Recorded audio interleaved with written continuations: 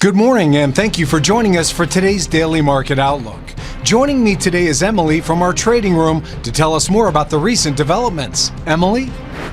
Exchange operator Nasdaq is on track to beat the New York Stock Exchange on listings for the sixth straight year in 2024, as Wall Street looks for a bumper crop of initial public offerings in 2025.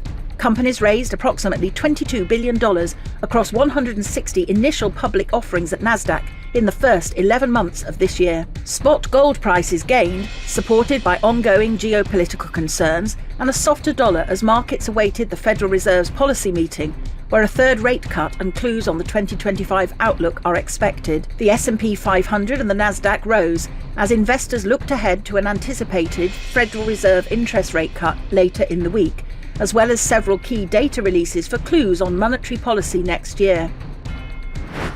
The last session saw the dollar rise 0.4% against the yen.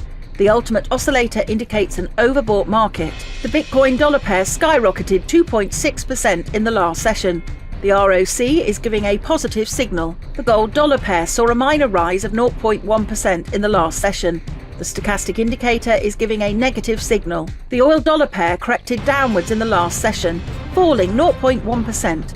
According to the stochastic RSI, we are in an overbought market.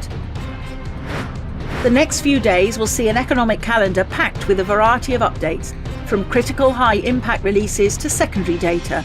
Market participants should stay prepared for any shifts these reports may trigger. Keeping watch as these data points are released will be crucial for traders. Expect potential shifts and be ready to pivot your strategies in response. We hope that you've enjoyed today's Market Outlook. On behalf of all of us here, we wish you a productive trading day. Be sure to log in tomorrow morning for the latest news and events from the financial markets. Your trusted choice in online trading.